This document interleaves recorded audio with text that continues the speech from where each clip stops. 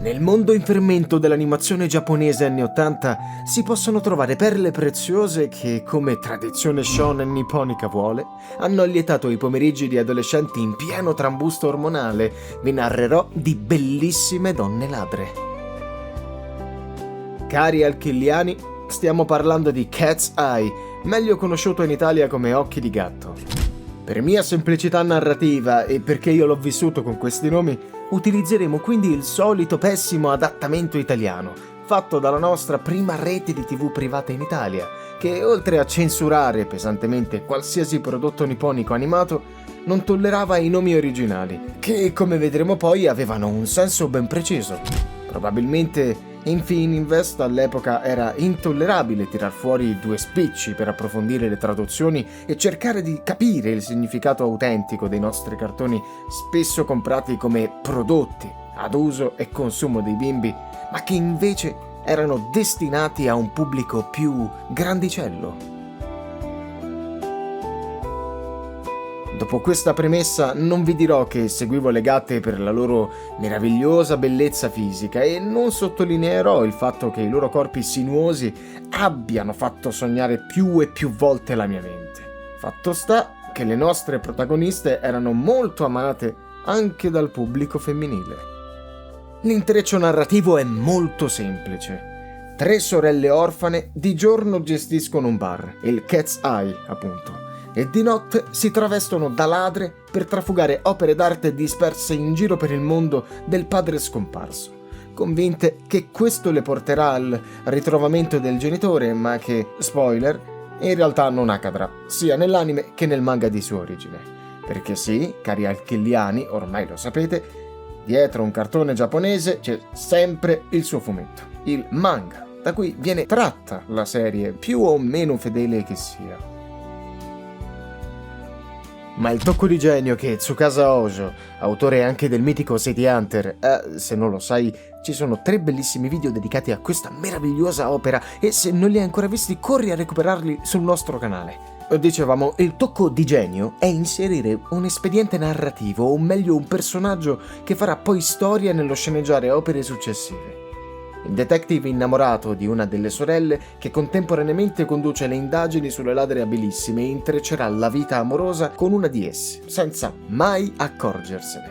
Ma io dico, 3 ladre che lasciano il biglietto di Occhi di gatto e 3 sorelle che hanno un bar con lo stesso nome, un dubbio, ma anche piccolo. Un bravo poliziotto che sa fare il suo mestiere se lo farà venire. Vabbè. L'anime quindi scorre come in moda dell'epoca, con episodi abbastanza ripetitivi in cui le ladre, Kelly, Tati e Sheila, vestite di tutine attilate più o meno scollate, nonostante la stretta sorveglianza della polizia, riescono a beffare il nostro scombinato e imbranato detective, rubando una ad una le opere del padre per raggiungere il loro scopo, bullandosi allegramente di lui.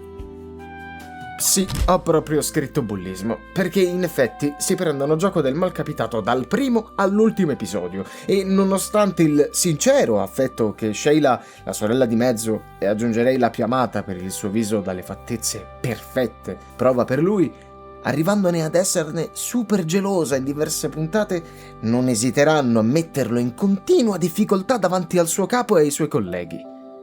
Se potessi in questa narrazione descrivere la magnifica definizione dei loro corpi e la bellezza dei loro volti che utilizzano per sedurre e sottrarre, probabilmente mi perderei in parole enfatiche. Ma il mio dovere di cronaca mi impone di farvi solo immaginare il fascino magnetico della sorella maggiore Kelly, sofisticata donna alla Marilyn Monroe, neo sotto il mento al richiamo ispirato dell'attrice, femme fatale, mente e punto di riferimento delle sorelle. Nell'edizione originale è chiamata Rui e il suo nome, tradotto, significa lacrima, ridando così più spessore al personaggio, definendo al meglio anche il carattere forse un po' più malinconico delle 3 e quella che maggiormente serba il ricordo del genitore scomparso.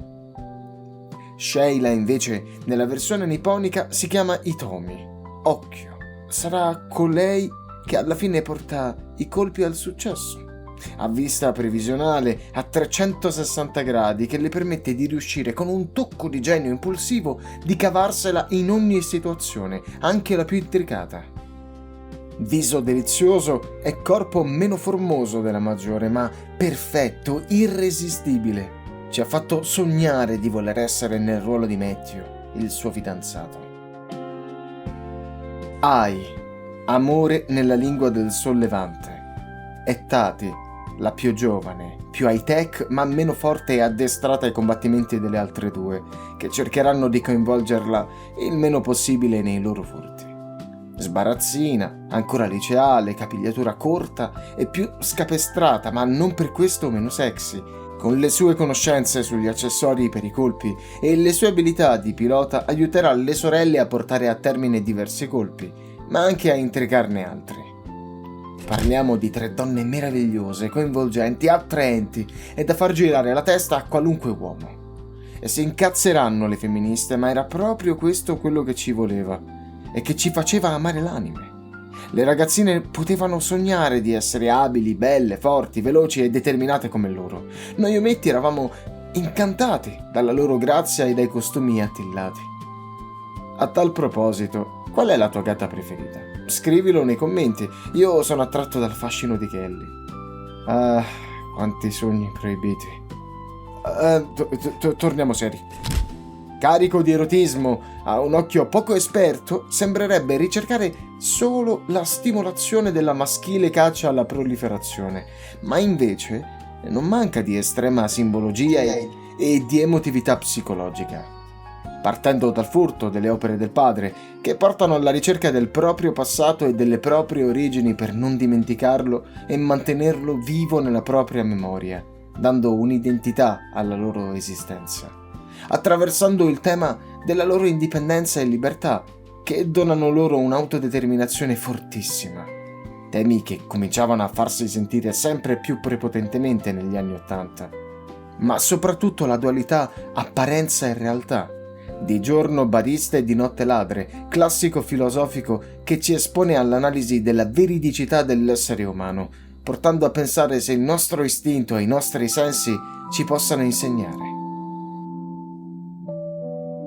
Filosofi come Platone nel mondo delle idee, oppure Parmenide, realtà unica dell'essere contro un mondo sensibile e illusorio, Schopenhauer, Velo di Maya, e Pirandello, relativismo delle maschere, affrontano temi gnoseologici e metafisici. Le maschere sociali di cui ci vestiamo sono la verità o è solo apparenza? Appaiono lavoratrici ma sono criminali, ingannano le persone attorno a loro per i loro scopi. Il loro travestirsi da ladre e da bariste in un continuo gioco di identità non le pone forse in una logica di relativa appartenenza? Sembrare per ingannare, fingere per convivere in un loop continuo di verità e bugia per poter terminare la loro missione, per riscattare il loro passato e trovare l'amato papà. Simbologia filosofica che possiamo riscontrare anche nel fascino del mistero negli occhi di gatto.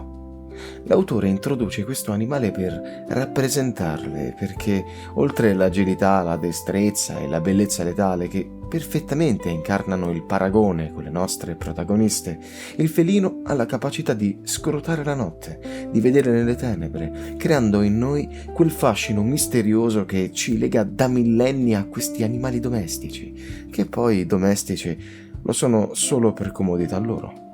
È un animale che ti sceglie, non viene scelto. È indipendente, non puoi coccolarlo come un cane, non è obbediente.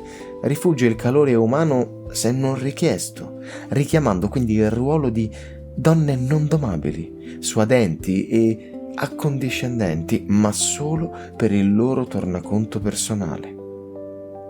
Cat's Eye è un'opera ricca di simbolismi, ma anche di conflitti etici, come la povera Sheila Hitomi, costretta a suo malgrado a vivere costantemente con il suo fidanzato, che è anche suo cacciatore, in una continua tensione emotiva divisa tra l'amore per il suo uomo e la missione della sua famiglia, mettendo da parte la sua felicità individuale a beneficio della banda di ladri.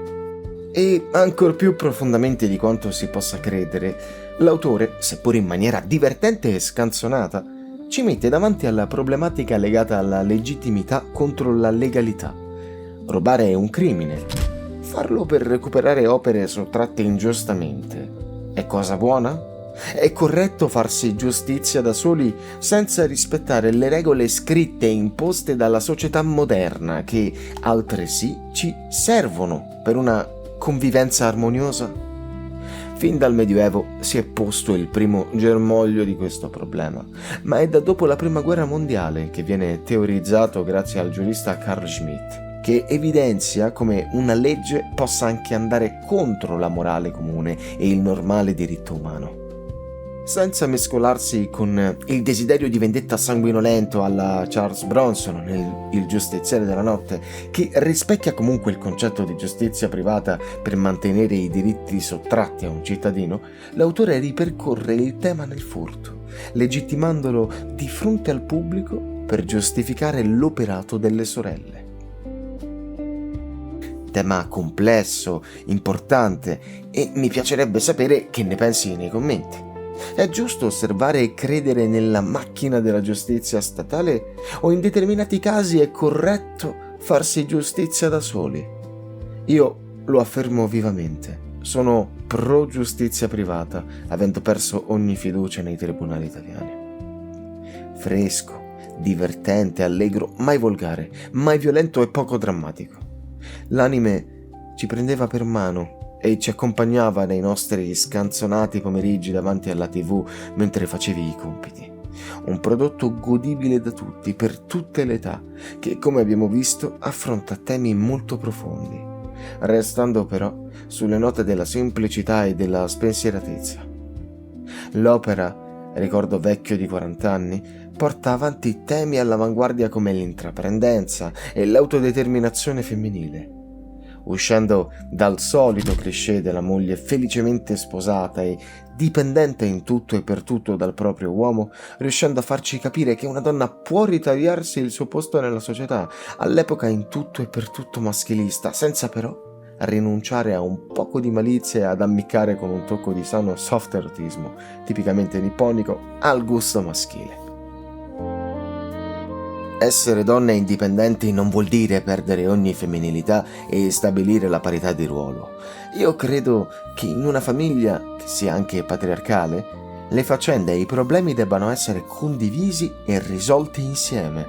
Ma ciò non toglie che l'uomo debba essere uomo e corteggiare e amare con gusto e romanticismo, anche in modo imbranato come Matthew, e la donna debba anteporre il suo fascino per farsi conquistare. Le tre sorelle, infatti, non perderanno la loro carica erotica, talvolta per giocare qualche scherzetto al povero investigatore e talvolta per ammaliare lo sfortunato derubato di turno, ma non per questo lasciano la loro identità né saranno succubi di figure maschili. A questo punto, dopo aver attraversato la filosofia, l'eros e i suoi drammi morali, come finisce il racconto? Mentre nel fumetto abbiamo un finale abbastanza certo e preciso, dove la storia d'amore fra Sheila e Matthew avrà un lieto fine, anche perché il protagonista investigatore si scoprirà non essere poi così stupido e imbranato, nel cartone animato rimane un finale ambiguo. Matthew sì cattura Occhi di Gatto scoprendo che è la sua fidanzata, ma tutto accade in una puntata un po' onirica, costruita nel mentre di una rappresentazione teatrale, dando agli occhi di tutti un sentore di finzione artefatta che non soddisfa completamente lo spettatore. Concludiamo quel viaggio di nostalgia che spero vi abbia coinvolto e accompagnato, attraversando tutti questi 40 anni da quando è stato pubblicato. Se non lo hai ancora visto, guardalo, fidati, ti divertirai. E se, come me, sei etichettato dai figli come boomer ma guardavi le gatte con occhi sognanti, beh, sappi che non sei solo o sola. Siamo in tantissimi. Caro Alchigliano, se ti piacciono i nostri video, ricordati di supportarci cliccando la campanella, mettendo il like e dando like al video. Un piccolo gesto che ci aiuta a darti prodotti e video sempre più belli e interessanti. Beyond Hall.